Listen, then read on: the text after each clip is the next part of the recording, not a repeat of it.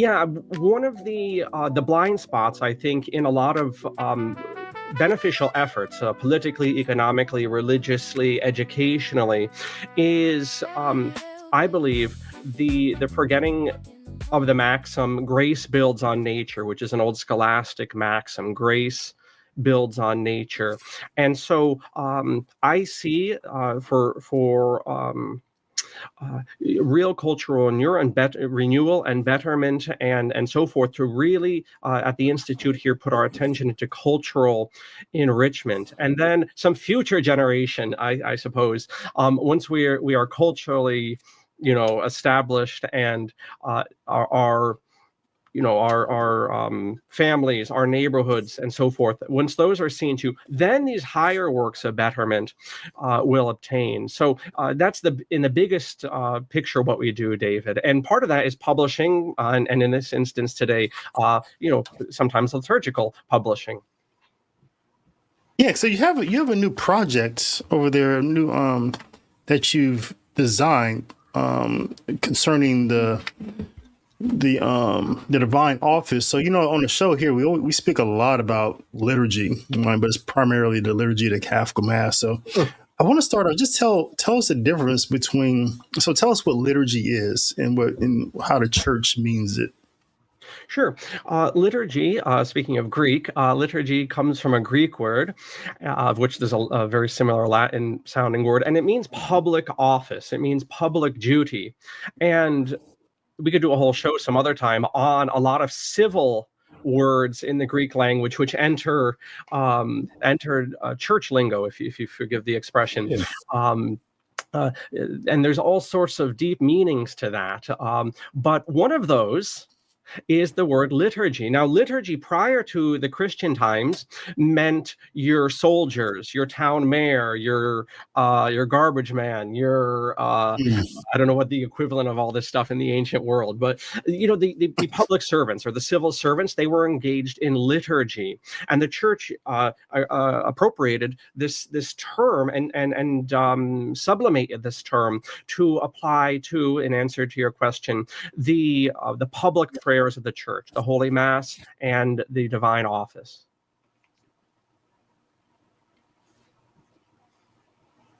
And so when the church, so this is the public life of the work of the church, the liturgy, which you're saying. And so she has a liturgical face as far as our highest form of worship, or our lex orandi, and which is our highest form of prayer, the liturgy of the Catholic Mass. But also the divine office is also called liturgy. Yes, absolutely. And this is my phraseology, and it you take it with don't take it too literally, but we might say that the Holy Mass sanctifies things. So often, physical things, bread and wine, principally, but also we have incense and at different times, oil and whatnot. In a sense, if this is helpful, we might say that the Holy Office, the Divine Office, we call often these days the Liturgy of the Hours or the Breviary. There's a few other terms as well. But this, we might say, sanctifies time. It takes, again, this is my phraseology, it takes the graces of the Mass and in a corporate or a public way, reprises them, recollects ourselves throughout the day. There are other similes. I like a wedding ring or any sort of ring, I suppose, that the Mass be the stone, and then the office, like a clock, a circular clock, which less and less people can read, I'm told, an old analog clock, that the Mass is that diamond of the day. And then if you like a clock, as we go throughout the day, we have the office to recollect ourselves publicly, especially if we're under vows, to that supreme moment.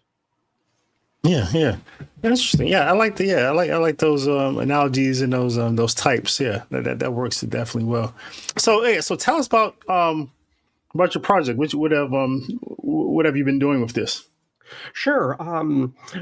So these are supplemental private lessons to the Office of Readings.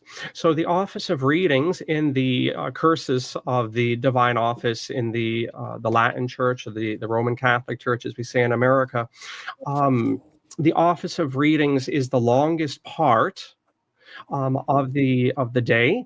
Historically, because of certain biblical passages like the virgins, the wise virgins, historically the monks in particular would sing this office in the middle of the night. It is a variable hour at this point, so it's not necessarily linked there. Although if you read the rubrics, there's still a preference if one can, especially the religious, to pray at night. They ought to.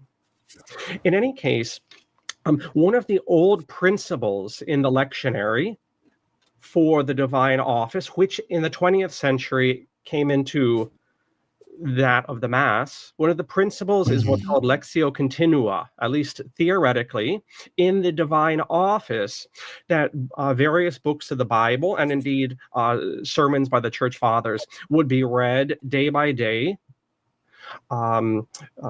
subsequently, until you had read the whole thing.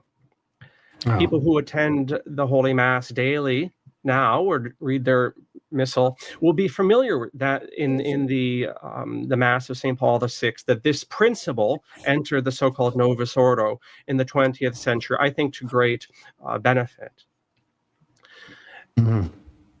In the Church Fathers and elsewhere, and indeed in the Holy Gospel, for instance, in Luke chapter 9, there's a very explicit parallel, and I'm also thinking a lot of the writings of St. Paul, between the exodus of Moses and this is the word St. Luke uses in Luke 9 during the Transfiguration. Moses and Elijah speak to Christ of the exodus he's going to accomplish in Jerusalem.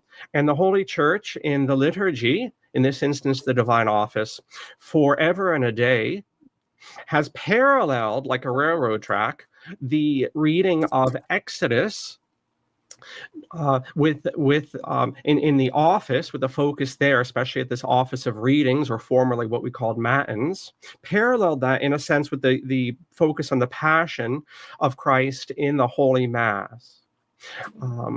And I can go on, and I will, David, but I want to let you let me know if you have any questions. No, yeah. Please go on. Yeah.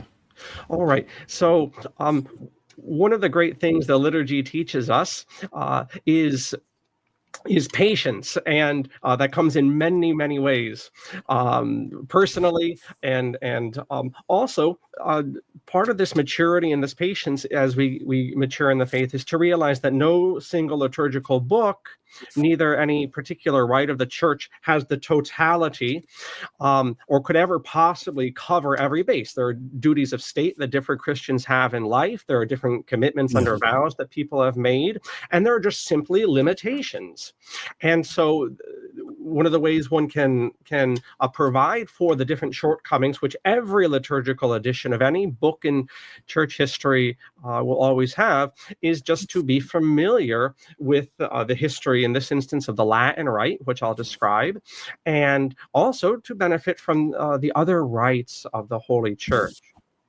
So I laid out this parallel between Moses and Christ, the Exodus story being read during Lent, and that increasing focus on the suffering and triumph of Christ in the Holy Mass. What happened in the breviary, which is what we call the divine office, prior to the mid-20th century, and we still can colloquially, there's nothing wrong with that. What happened is that, and this also happens, this is the maturity of life, and the sobriety of life, is to realize that these cycles happen. So what ends up happening every couple hundred years is that the calendar of the Church is like a bush, right? It gets bigger, and then the Church Council or some pope or whatnot will come and cut it back.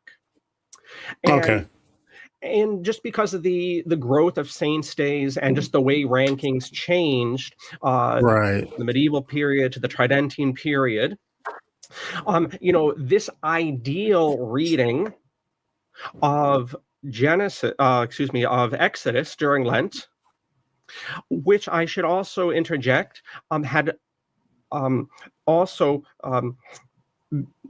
extended before Lent. So in the Latin Rite presently, Ash Wednesday comes, and that's the beginning of Lent. And historically, that's long been the case. But prior to the Second Vatican Council, there were these 3 weeks prior, oftentimes called Septuagesima, and sometimes called pre-Lent.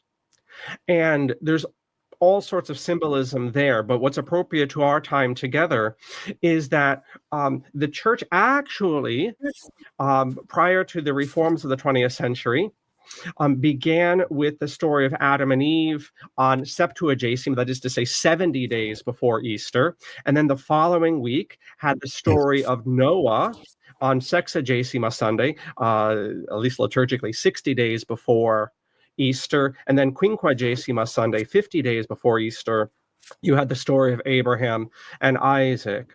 And then in the Latin language, we don't say Lent, that's an Anglo-Saxon word, but rather Quadragesima. If you have the Liturgia Orarum in Latin, you may as well have a unicorn because they're pretty rare to come by. But I do, from 1973, and you will see that the church's word for Lent in the Latin Rite is Quadragesima, meaning 40 days, literally the 40, before Holy Easter. All right. Okay. Yeah, you want to say something, David? Oh, no. That's making perfect sense. Okay. All right. So the ideal medieval vision of the lectionary in the office would have been everything from the fall of man in Septuagesima all the way through the end of Lent, where you would have finished the Moses Exodus story. All of this paralleling, as Luke says in chapter 9, with Moses and Elijah, the Exodus of Christ. And at the end of that, the church also had, approaching, we would now say, the 5th Sunday in the 5th week of Holy Lent, or Passion Tide, the church would have interjected at that point the book of Joshua, the crossing of the Jordan, and all the symbology that the church fathers love between the Old Testament Jesus, it was Joshua, and the New Testament Jesus. And that would have taken you right up to Holy Week and all of the events focused exclusively on the Paschal mystery. And what ended up happening is, and you see this a lot with church reforms and revisions, is, some stuff gets done very well, and then other stuff falls through the cracks, and you almost feel like you take, 5 steps forward and 3 steps back, and this sort of thing. And that's called life. Yeah. And what happened, long story short, and this is where I hope that my publication can bring some sort of restoration, and people can freely download this. Maybe David will put the site in the description. They can freely download this, and I'll even tell you before we're done, if you don't want to do that and you like physical books like I do, where you can find these readings in the Missal during the weekly cycle, because I just pulled them from the Mass lectionary. But before I get ahead of myself, what ended up happening in the 20th century is that during Holy Lent, the full-throated drama of the Exodus story, from baby Moses in the bushel basket all the way through his headaches with the different factions in the desert, and his croaking on Mount Moriah there looking into the Holy Land, all of that is completely restored. And I don't mean word for word from Exodus and Leviticus, but all the major scenes are there in Lent. It's a major triumph, often overlooked, I believe, of the 20th century Vatican II, post-Vatican II reforms, is the restoration of the Exodus story, again in tandem with what we're looking at in the Holy Mass, and in what popular devotion naturally tends towards, that of the suffering of Christ. That's restored. Yay, UJP, we say in Latin. Hooray. What was perhaps lost, or maybe necessarily simplified, is Septuagesima, right? So there are no longer in the Latin Rite these 3 weeks prior to Holy Lent. And so the fall of man, Adam and Eve, Septuagesima, Noah, Sexagesima, and Abraham and Isaac in Quinquagesima, that's in the office been lost and dropped. However, in the Holy Mass, that principle I mentioned at the beginning of our chit chat, of Lectio Continua, the subsequent reading of books, that is in the Mass lectionary now. We're very familiar with that. That was not the case prior to the last century. And we could talk here or some other time about, what were the principles at effect. But the point is, what ended up happening is that these stories from the Holy Bible ended up being put in the weekday lectionaries during Tempus per Autumn, or what we call in American English ordinary time. And those weeks, and I have this in the introduction, I list them off of memory. I believe it's weeks 5 and 6 and 17 through 19 of ordinary time, where the story of all of Israel's primitive history, from the fall of man to actually the Joseph story, taking you right up, of course, into the book of Exodus, right, when Joseph dies. That's where the Genesis ends. So they weren't moved. They didn't disappear. They just kind of got shuffled around in different places, huh? They got shuffled around. And actually, when I do the revision of my introduction, it also struck me that those stories from Israel's primitive history, which are obviously paralleling, as I say, the redemption of Christ, those stories also, David, are put on variously the 3-week Sunday cycles during Lent, right? In fact, we've noticed this. We're in the middle of this, or towards the end of the second week of Lent. We've already heard this year of Adam and Eve in the Sunday lectionary. So yeah, they were not lost. They were lost in the sense of in the cursus of the liturgy of the hours, but they were not lost through the cycle of the church reading. That's right. Yes. Yeah. Let me ask you this: so if the church is gonna reform or modify the missal or the lectionary, it's a process, but who gets to decide to revise the divine office or the breviary? That would be bureaucratically the same office, and I think they keep changing the names of these offices and the castrates or this or that. Yeah. I mean, does it have to go through? I guess the Pope has the final say. They make recommendations to him. Yeah, I mean, in this, or those he delegates, right? I mean, he puts in charge. I guess they call it dicastery of the Congregation of Rites, or the names change, but it's easy to identify. But yeah, those would be the ones doing those, and then the Pope would have to sign off on that ordinarily. So there's a lot of pushback. So there's a lot of pushback when and you talk about this in your video from garden to garden over at Rumble, and I'll place a link to it. But you talk a little bit about this, how when the lectionary went from 1 cycle to 3 cycles, and it's actually the case that we have more readings, but they're criticized. Sometimes the new lectionary is criticized because it abbreviated some things here and there. But as you point out, we're actually getting more in total than we had. But there was some pushback on that. Was there pushback with the new breviary? Not so much, only because I suppose the people who are saying the office are smaller of number, and those who are saying the office of readings part or the full office are smaller still. A lot of people might say, as Vatican II recommended, lauds and vespers, but it's really only the religious in terms of a stable population. Obviously, many laymen do, but in terms of numbers, way more Catholics are going to be exposed to the Mass lectionary and are going to notice, different things that are dropped or made optional or whatever the case may be, compared to the breviary. Man, this is so rich, man. I really appreciate the presentation you put together. And if you, I'll put a link in the description box, but you can just really stay on Apocatastasis channel there and just learn so much. I mean, I know you have a whole institution, a school, and people pay you tuition, but we just thank you and bless you for everything that you offer us for free. So that's good. But why is this presentation? Why is it called Garden to Garden? Oh, sure. Great question there. So this is also a theme that comes up in the Church Fathers, but you have ideally in the medieval cursus, and please God in our own private way with these lessons, at least ordered to the old schema, the realization that the fall of man happens in a garden. And keep an ear to the track, everyone, even in popular hymnody, to say nothing of the hymns of the office, the allusion to the fact that the redemption begins again in a garden, the Garden of Gethsemane.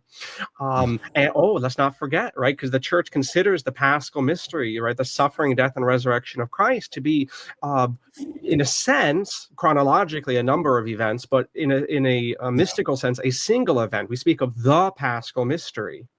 When the Triduum comes, we will have chronologically 3 days. And yet, if you pay very close attention, as David knows, he's the great whip and the great expert with the liturgy, that is actually one single event liturgically. It just happened to have breaks for people to go home and sleep and eat. But the Maundy Thursday Mass to the Easter Vigil is one continuous, massive single event liturgically, because teleologically the Paschal mystery of redemption, the suffering, death, and resurrection of Christ is one thing. Anyway, that means you have, yes, the Garden of Gethsemane, but also the garden on Easter Sunday, the cemetery where Christ comes to life. So you have the fall of man in a garden, and indeed the redemption of man in gardens, I suppose. Topographically plural, but thematically one. And also, not to get too long in the tooth, but it was a very old Hebrew custom and belief that that the Garden of Eden was in Jerusalem. In fact, where the Muslims have their Dome of the Rock.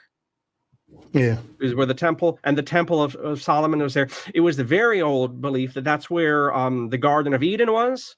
That rock is where Abraham was going to sacrifice Isaac. The Hebrews had this belief, poetically at least, that it was the sewer cap of hell or Sheol.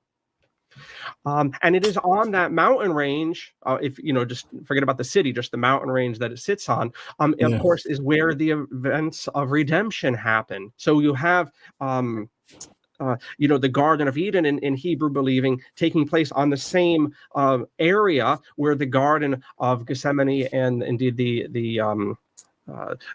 where the tomb of Joseph of Arimathea was, in a garden. So it's thematically a very rich one, and the Church Fathers saw that, and the medievals saw that, and hence Garden to Garden. Yeah. I love the title. And Marmar had pointed out that a priest who she's very fond of, who I have to learn a lot more about, but she said he introduced her to the breviary, morning prayers. And she says she never knew. I think she's been a Catholic all her life. What are some of the benefits of praying either one of the office prayers or praying the whole cycle in a day? What are some of the spiritual benefits that you found? Well, if I may expand that, grace builds on nature, and so just naturally, and then I'll get to the deeper spiritual, but naturally, liturgical prayer, whether that's the Sunday Mass or daily Mass, we might commit ourselves to, or even just private regimes of prayer, or in this instance, the Holy Divine Office. On a natural level, this brings order and regularity to our lives. If one can get up for daily Mass, that also likely means that other aspects of their life are at least somewhat in order, if they can put themselves together. So I would just begin with the natural there, that the Divine Office, because especially after Vatican II, recommends that the hours be set at proper times, at their appointed times. if possible. So that brings a natural order to one's day, and also, supernaturalizes. And now we move to your proper question, David. The spiritual benefits. One of the things I found with the office in particular is it gives us a break from the mundane. Of course, all prayer does that, but this idea that the Christians throughout the world are praying these prayers. In the Latin Rite, we call it the Divine Office. They call it the Olologium in the Eastern rites. Very ancient practice. But this idea that we're putting aside the profane or the secular, which has its place, but we're making, in this moment where I'm sitting or praying, this is heaven right now. I'm in communication with God. And there's a power in communal prayer. We know that from the gospel. And so there is a unique power to liturgy, because it's ordained by the authority of the church. And that's, maybe we're not under vows, but the principle remains. The principle of praying in groups remains. And that's why I don't know why people don't talk about this more. I mean, that's why the church wants us to pray on Sundays, because if it's like getting, I'm sorry to be crude here, but we know this BitChute, or how do you say Bitcoin? Yeah, Bitcoin. The Bitcoin thing, I'm making a simile here to praying in groups, if you'll run with me here. To make the Bitcoin, I understand you need many, many computer towers.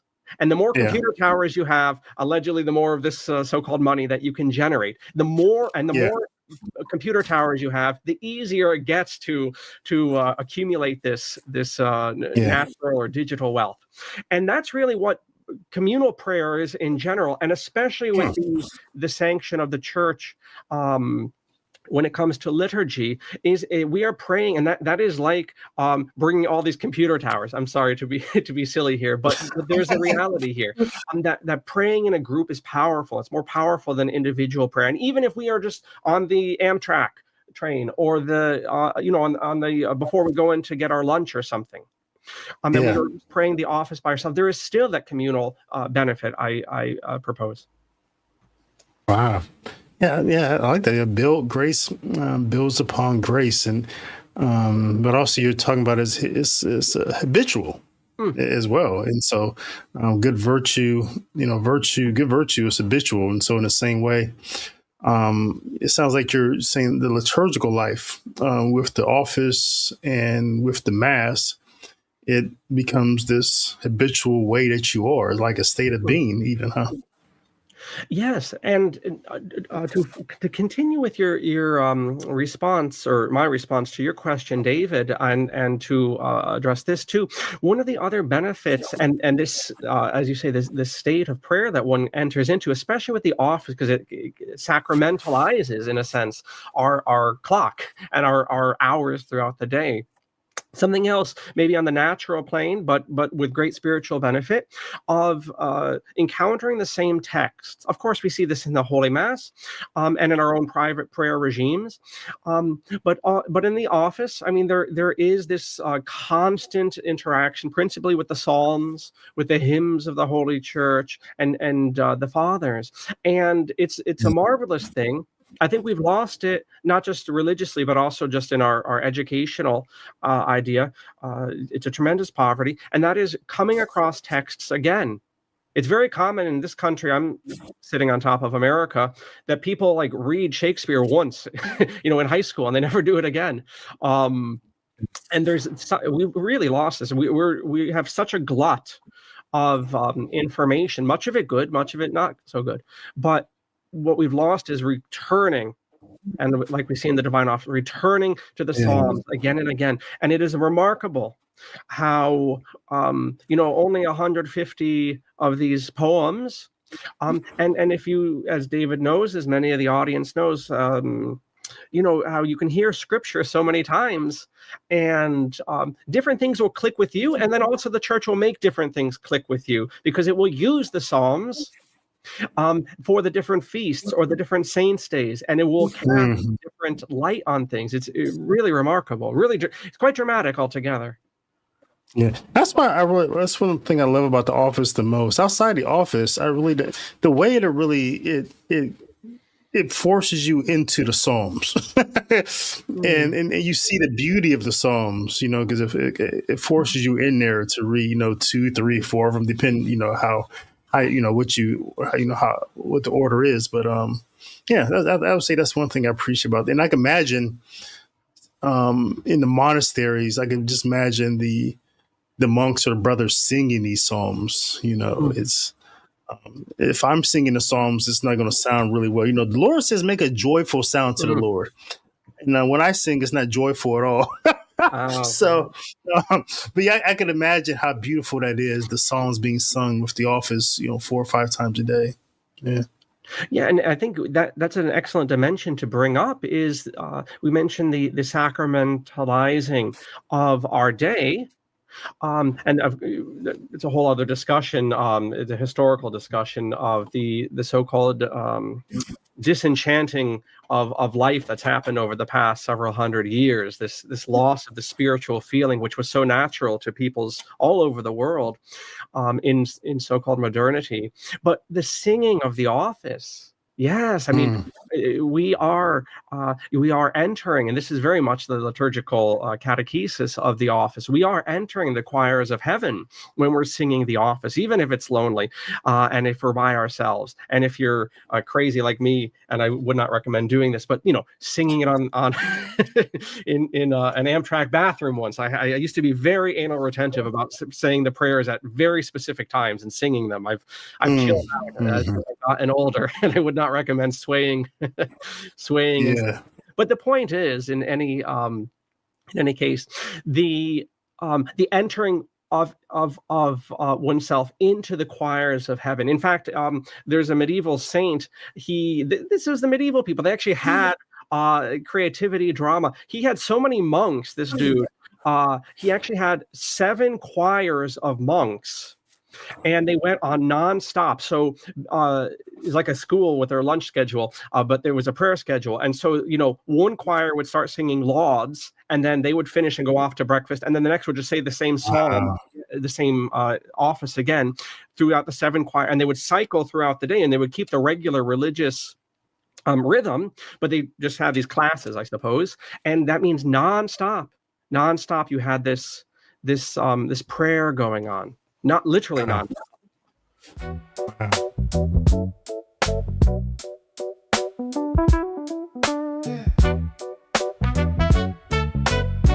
Hey yo, wake up. Yeah. New day, new mercy, fresh light on the way.